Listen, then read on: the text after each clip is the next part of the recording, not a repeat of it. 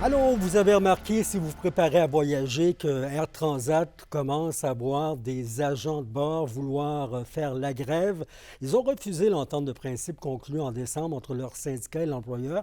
Et depuis cette annonce, les agences de voyage ici dans la région doivent aussi répondre à plusieurs questionnements. Camélia Laliberté a les détails. De l'incertitude plane au-dessus des agences de voyage de la région. Le spectre d'une possible grève chez Air Transat inquiète des voyageurs qui ne voudraient pas voir leur départ annulé ou demeurer coincés dans un pays étranger. On a un peu d'appels, un peu de questionnement à ce sujet-là. C'est sûr que des menaces comme ça de grève, ça a souvent plané au niveau des agents de bord pour le temps qui est non payé quand ils sont au sol. Donc oui, on a des questionnements, mais en ce moment, on est encore un petit peu dans le néant sans trop savoir vers où ça s'en va. Oui, c'est sûr qu'on a quelques questions de ce côté-là. Les gens, surtout ceux qui ont le départ au mois de janvier ou qui veulent réserver des départs au mois de janvier, se posent certaines questions.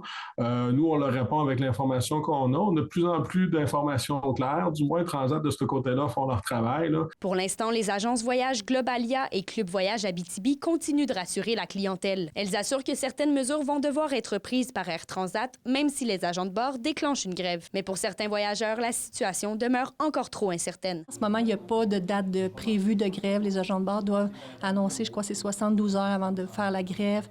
Transat, je crois qu'ils sont quand même bien préparés. Si les gens sont à destination et que ça l'arrive, ils doivent rapporter les gens.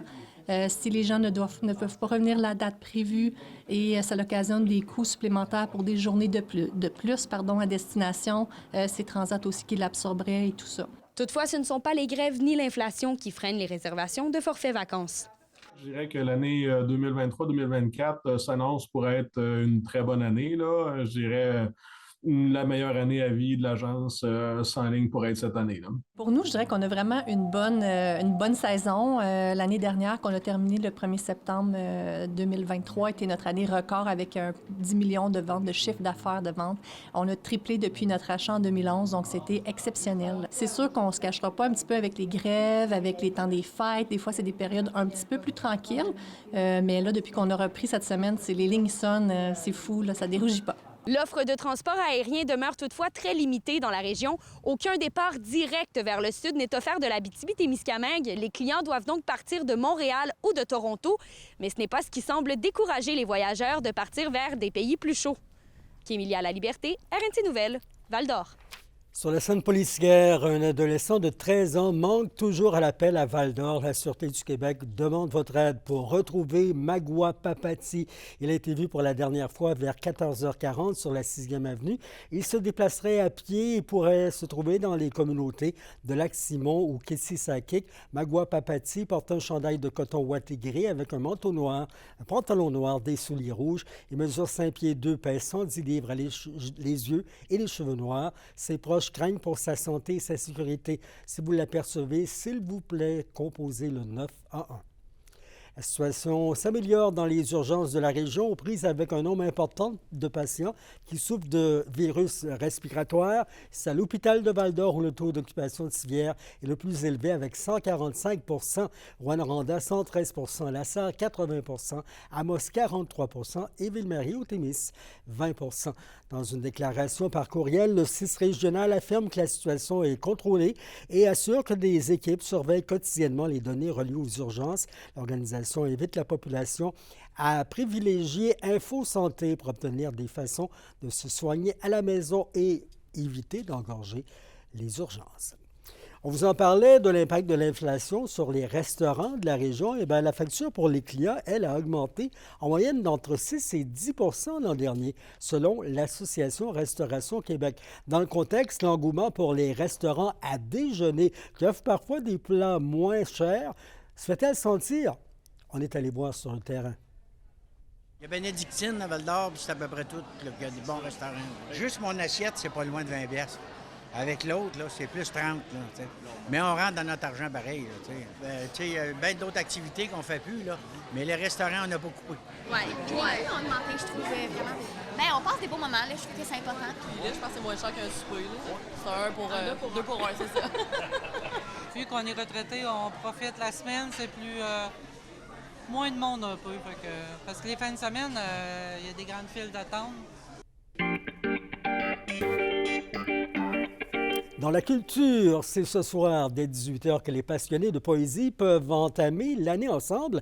Les gens sont invités à prendre part à des recueils de littérature. Ça se passe à la librairie L'Ivresse. Pour y découvrir les plumes de Mathieu Parent, Marc-André Larose, en plus de nombreuses œuvres musicales de l'auteur-compositrice-interprète Marie-Hélène Massy-Aymon.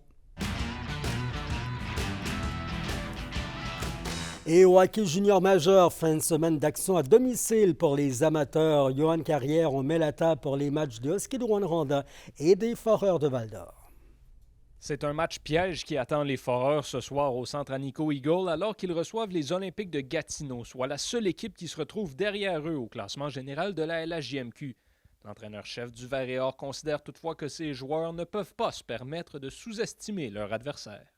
Dans la situation où on est, on prend personne à la légère, on respecte tout le monde, puis on veut, comment je peux dire ça, on veut commencer les matchs de la bonne façon, on veut jouer, on veut une place en série, puis on sait que chaque match est important, puis ça c'est extrêmement important pour notre équipe d'être jouer sur les orteils, jouer avec de l'urgence, puis les gars sont au courant, puis c'est ce qu'on désire. Là. Les Huskies aussi vont tenter d'éviter le piège des Olympiques samedi. Ayant remporté 10 de ses 11 derniers matchs, la Meute doit cependant d'abord se mesurer à l'Armada de Blainville-Boisbriand. Même si son équipe n'a pas encore joué en 2024, l'entraîneur-chef Martin Dagenet indique ne pas avoir de difficulté à garder ses joueurs dans le vif de l'action ces temps-ci. Ça fait, je te dirais, 2 semaines qu'on ne pratiquait pas en équipe là, avec la trêve du temps des fêtes puis le fait qu'on a commencé sa route à Gatineau et ensuite Val-d'Or. Donc, je peux te dire que les gars étaient excités cette semaine, revenir puis pratiquer notre structure, nos systèmes, l'avantage numérique, le désavantage numérique. Donc, pour le vrai, je pense que c'était une petite pause sans match qui a fait du bien. Les Huskies comptent notamment sur le meilleur pointeur de la LHJMQ, Antonin Véro. Le petit attaquant compte 20 points à ses 9 derniers matchs. Il a été nommé attaquant du mois de décembre dans la Ligue. Dernièrement, je joue beaucoup avec Loshko. Ça va très bien ensemble. Puis je pense qu'on donne la chance à l'entraîneur de nous faire confiance à chaque fois qu'on est sur la glace. Fait que, je pense que ça va bien, mais je veux tout le temps m'améliorer puis arriver à fin prête en play-off. Là. Du côté des Foreurs, c'est un défenseur qui retient l'attention ces temps-ci, alors que Nathan Drapeau a amassé 11 points à ses 7 derniers matchs. Il y a une chance devant lui, puis je suis content parce que d'avoir une chance, c'est quelque chose, mais de la saisir, c'en est une autre.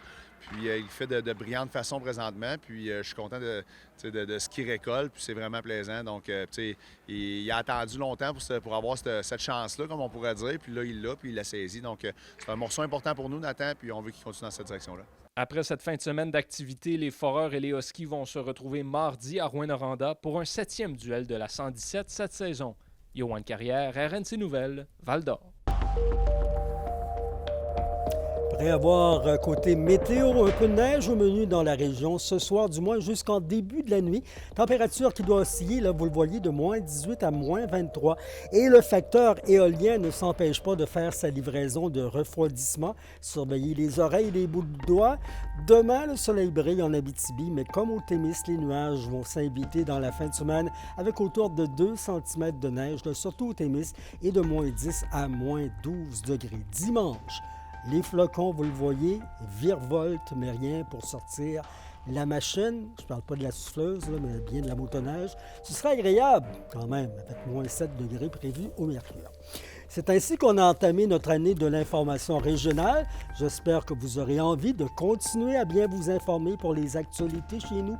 Sur ce, nous sommes aussi sur le web à Nouveau Abitibi-Témiscamingue et sur YouTube. Nouveau Abitibi vous rappelle tous nos reportages et entrevues. Merci d'ailleurs d'y avoir participé. Ce fut très agréable pour commencer l'année. Bonne soirée, bonne fin de semaine tout le monde. Attention à vous, s'il vous plaît.